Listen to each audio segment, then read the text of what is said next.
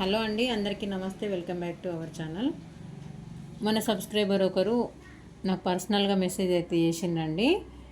అయితే ఏంటంటే మనం బ్లౌజ్ స్టిచ్ చేసిన తర్వాత మనం బాడీ పార్ట్కి ఫ్రంట్ పార్ట్కు జాయింట్ చేసేటప్పుడు ఏంటి షేప్ బెల్ట్ జాయింట్ చేసేటప్పుడు నాకు పోగుల్లాగా వస్తుంది. నా దగ్గర సైడ్ ఓవర్లాక్ మిషన్ లాంటిది ఏం లేదు. ఉన్నా లేకున్నా నాకు పోగులు బయటకు కనిపించకుండా నాకైతే బ్లౌజు స్టిచ్ చేసేటప్పుడు షేప్ బెల్ట్ ఎలా జాయిన్ చేస్తారు అనేది ఒకసారి క్లియర్గా చూపియండి అని చెప్పిన నాకు మెసేజ్ అయితే చేసిందండి. ఆ మెసేజ్ కూడా మీకు క్లియర్గా షేర్ చేస్తాను. ఇప్పుడు నేను చూపించే ప్రాసెస్ లోడింగ్ పద్ధతిలో లైనింగ్ షేప్ బెల్ట్ ఎలా స్టిచ్చింగ్ చేసుకోవాలనేది, దానికంటే ముందు మనం షేప్ బెల్ట్ ఎలా రెడీ చేసుకోవాలనేది మీకు వీడియోని అయితే షేర్ చేస్తున్నానండి. చూడండి, క్లియర్గా చూడండి, ఎక్కడ కూడా స్కిప్ చేయకుండా చూస్తే మీకు అర్థమవుతుంది. కొత్తగా నేర్చుకునే వరకు అయితే ఈ వీడియో చాలా బాగా యూజ్ అవుతుందండి.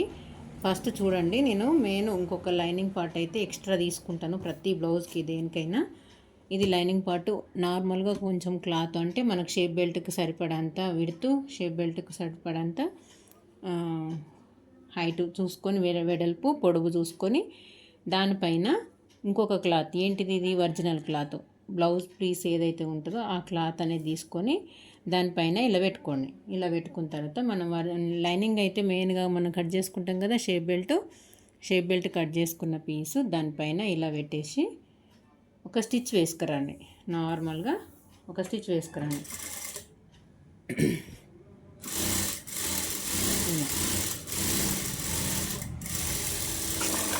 ఇలా స్టిచ్ వేసుకొస్తాం కదా. స్టిచ్ వేసుకొచ్చిన తర్వాత ఈ ఖర్చు అనేది తీసేయండి.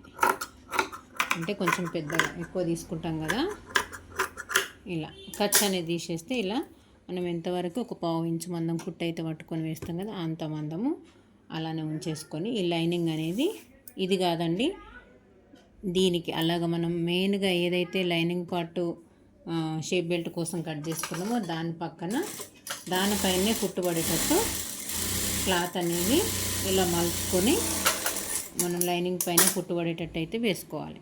ఇప్పుడు ఈ రెండింటినీ కలిపి, అంటే original cloth plus lining cloth రెండు కలిపి ఇలా ఒక స్టిచ్ వేసుకురండి.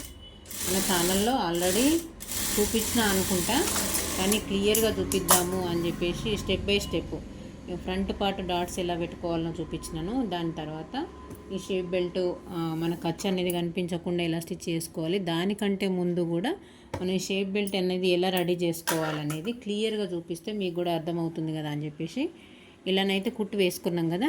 ఇలా కుట్టు వేసుకుంటే ఏంటంటే ఈ క్లాత్ రెండు యూజెస్ ఉంటాయి దీనికి.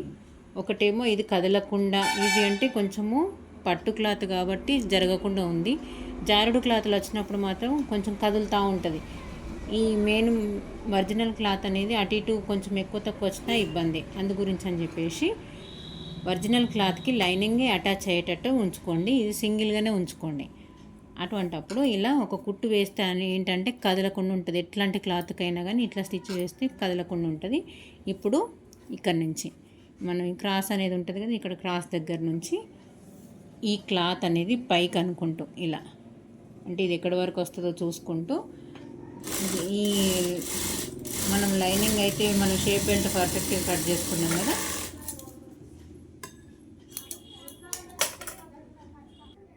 కుట్టు వల్లేదు, మళ్ళీ ఒకసారి వేసి చూపిస్తాం.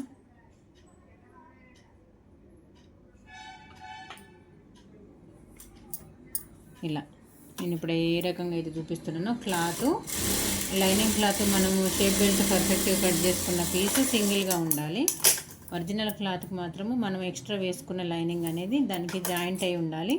ఇలా కుట్టు వేసిన తర్వాత ఒక్కసారి ఇలా చూసుకోండి, దీనికంటే ఇది లోపలి కుట్టు అయితే పడుతుంది కదా. ఇప్పుడు దీన్ని ఈ లైనింగ్కి ఈక్వల్గా ఇలా కట్ చేసుకోండి.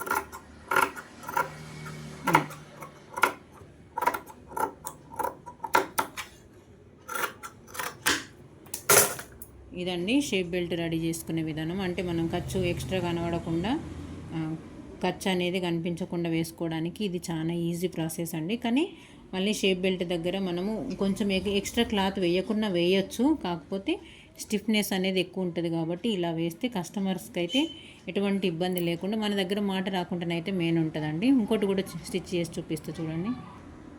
చూడండి ఇదండి, ఇట్లా ఎదురు బదురు అంటే రెండు మనం క్రాస్ కట్ చేసిన పీసులు ఇట్లా ఈ పక్కన ఇట్లా ఎదురు ఉంటే మనకు పర్ఫెక్ట్ కట్ స్టిచ్చింగ్ చేసినట్టు అండి. ఎందుకంటే రెండు ఈక్వల్గా ఇట్లనే వచ్చినాయి అనుకోండి, ఇటు సైడ్ ఇది ఎట్లుందో ఇది కూడా సేమ్ యాస్టీజ్గా ఒరిజినల్ పీస్ కూడా ఇట్లా వచ్చింది అనుకోండి, రెండు ఒకే సైడ్ అయితే వస్తాయి. అందు గురించి అని చెప్పి కొంచెం మనం సెట్ చేసుకునేటప్పుడు ఎదురు బదురు వస్తున్నాయా లేదా అనేది ఒక్కసారి చెక్ చేసుకొని స్టిచ్ చేసినట్టయితే పర్ఫెక్ట్గా మనకు అర్థమవుతుంది.